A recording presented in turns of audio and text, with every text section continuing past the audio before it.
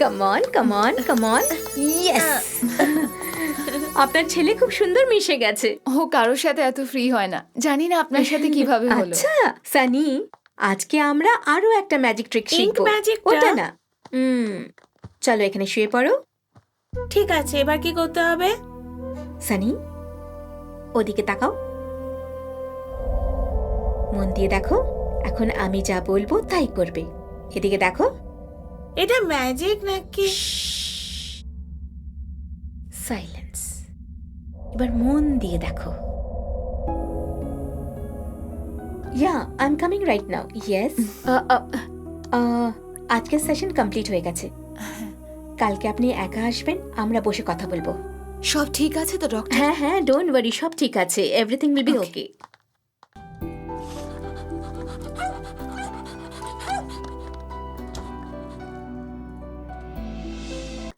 Take care Padma. Okay ma'am. Sunny is perfect, nothing to worry. কিন্তু আমাদের কয়েকটা আমাদের আইকিউ টেস্ট করাতে হবে। বাই দ্য ওয়ে, সানির ডেলিভারি নর্মাল ছিল তো? হ্যাঁ ডক্টর। ওকে। ডেলিভারির সময় আপনি পাশে ছিলেন? না ডক্টর, সেই সময়ও বিজনেস ট্যুরে গেছিল, কিন্তু আমার শাশুড়ি মা সঙ্গে ছিলেন। তাহলে আমি একবার আপনার শাশুড়ির সাথে কথা বলতে চাইবো। Anything wrong doctor? ভয় পাওয়ার কোনো ব্যাপার নেই, কিন্তু সানির সাথে আপনাকে 4টে সেশনে আসতেই হবে। ওহো, সেশনস? আমার মনে হয় না এসবের প্রয়োজন হবে। মেন্টালি ওর কোনো অসুবিধে নেই। যদি ও নিজের দুষ্টুমিটা একটু কমিয়ে দেয় তাহলে আই বিলিভ সব ঠিক হয়ে যাবে। তার জন্য 4-4টে সেশন করা। ঠিক বলেছেন। আপনারা এখানে এসেছেন তার মানে এই নয় যে কোনো বড় সমস্যা আছে। বাচ্চারা স্ট্রেসের জন্য একটু অবনর্মাল বিহেভ করে, দ্যাটস অল। কিন্তু ভালো করে চেক করার পরেই আমি কিছু বলতে পারবো। সরি, আমি ঠিক বুঝলাম না। আপনি আমাকে আরো কনফিউজ করছেন। Rakesh,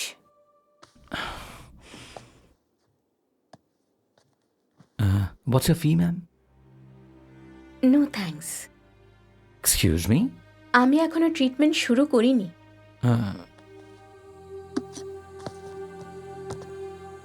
thank you doctor. You welcome.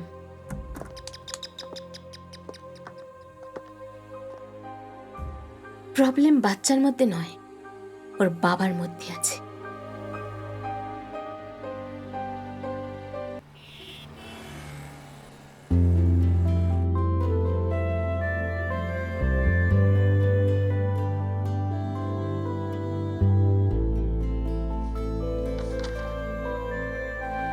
ওকে,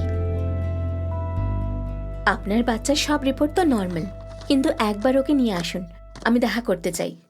এক্ষুনি নিয়ে আসছি। আসুন ma'am. Hello.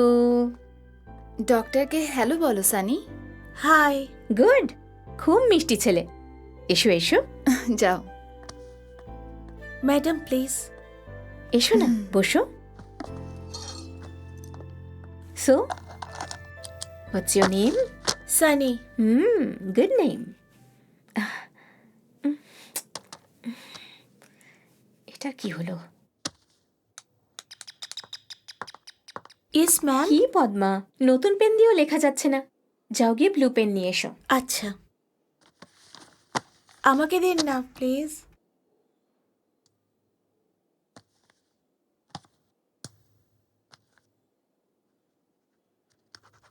Wow, that's wonderful. কিভাবে করলে? Very simple. Oh okay, brilliant. দেখো পদ্মা দিদি এসেছে, তুমি ওর সাথে বাইরে গিয়ে খেলো, ওকে? এদিকে এসো সানি।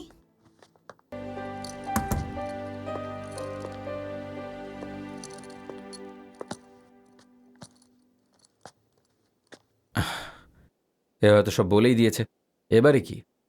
এ কেমন ভাবে বিহেভ করছিস তুই? কি হয়েছে তোর? কোনো প্রবলেম হয়েছে নাকি? যা হয়েছে ঠিক ঠিক করে বল।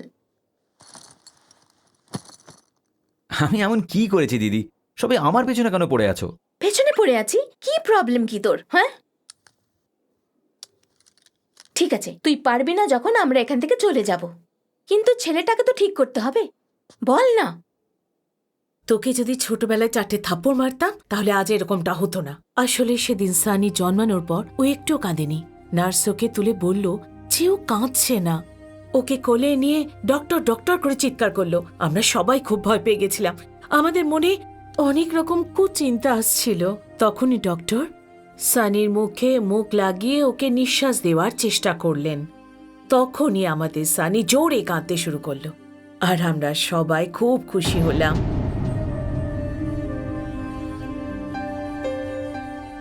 এতদিন বাদে যখন এসব হচ্ছে, আমার মনে হচ্ছে ডক্টরের সঙ্গে একবার গিয়ে কথা বলা উচিত। জানি না কেন আমার এসব মনে হচ্ছে। ঠিক আছে, তোমাদের ইচ্ছে, তোমাদের যা ঠিক মনে হয় তাই করো, আমার কোনো প্রবলেম নেই। ঠিক আছে তো? কিন্তু মাঝরাতে সানি হঠাৎ করে অদ্ভুত ব্যবহার করতে থাকে। দিনের বেলায় ভালো থাকে, কিন্তু জানি না রাত্রে কি হয়ে যায়। I can understand. আপনাকে কিভাবে বলবো বুঝতে পারছি না, কিন্তু অ্যাজ এ ডক্টর আমায় আপনাকে বলতেই হবে। আমার বিশ্বাস যে একজন মা হয়ে আপনি বুঝতে পারবেন, তাই বলছি। প্লিজ আমায় বলুন ডক্টর। সানি আপনার সাথে যা কিছু করছে সবই অ্যাক্টিং। হোয়াট? It's impossible.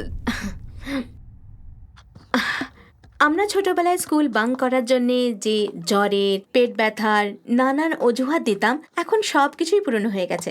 এখনকার বাচ্চারা খুবই অ্যাডভান্সড।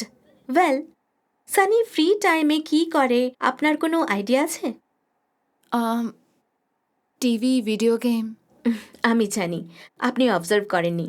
এই 4টে সেশনে আমায় সানি যা বলেছে তাতে একটা ইম্পর্টেন্ট ব্যাপার হলো হরর মুভিজ। 4th সেশনে আমি যখন ওকে হিপনোটাইজ করলাম, তখন সানি আমার সাথে অনেক রকম এক্সাইটিং কথা শেয়ার করেছে। সানি টিভিতে সিনেমা দেখতো, তাও আবার ও শুধুমাত্র ভূতের সিনেমায় দেখতো। আজকাল এতগুলো চ্যানেলে কোনো একটা ভূতের মুভি দেখে নেওয়া আমার মনে হয় না খুব একটা বড় ব্যাপার। মানে ও ভূতের সিনেমা দেখে ইনফ্লুয়েন্স হয়েছে? না না, ইন্সপায়ার হয়ে নতুন আইডিয়া কাজে লাগিয়েছে। ও দিয়াকে নিয়ে যেই গল্পটা বানিয়েছে ওটা হলিউড ফিল্মের গল্প। যদি এই গল্পটা আজকের পর থেকে রোজ রোজ এভাবেই চলতে থাকে তাহলে ভয়ঙ্কর আকার নিতে পারে। মানে সেশনে দিয়ার ব্যাপারে অনেক কিছু জানা গেছে। দিয়া আপনার এলাকার একটি পাগল মেয়ে, but she is perfectly alright. Yes, ওই মেয়েটার বহু আগে একবার অ্যাপেন্ডিক্সের অপারেশন হয়েছিল।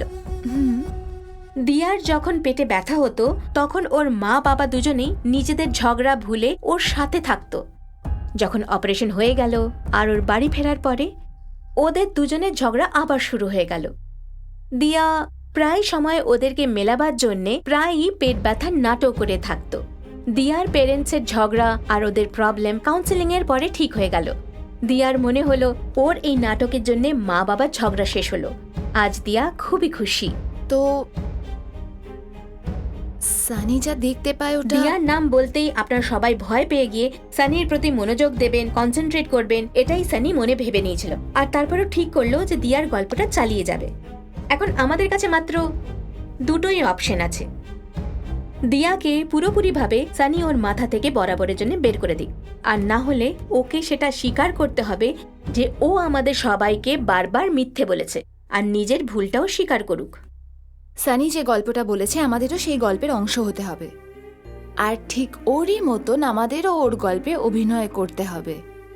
কিন্তু আমাদের এসবে ভয় পাওয়ার কোনো দরকার নেই।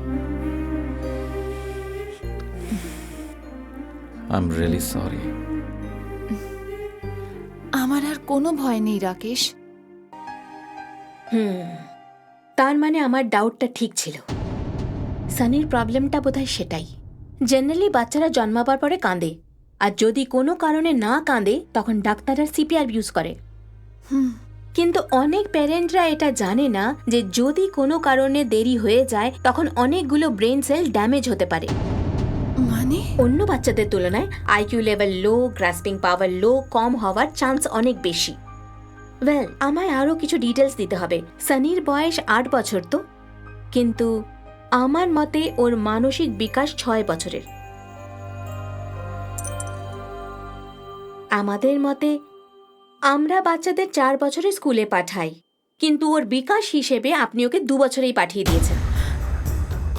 আর তাই সানি অন্য বাচ্চাদের থেকে আলাদা? একদম, এরকম বাচ্চারা অন্য বাচ্চাদের মতন হয় না। ওদের অন্য বাচ্চাদের সাথে কম্পেয়ার করতে পারবেন না। ইউনো, আপনারা জেনে বা অজান্তে সানির ওপর সমস্ত প্রেশার দিয়েছেন, আর এই কারণেই ওর কোনো বন্ধু নেই। মানে আমার মতে অন্য বাচ্চাদের লেভেল আর সানির লেভেল একদমই ম্যাচ করা যাচ্ছে না।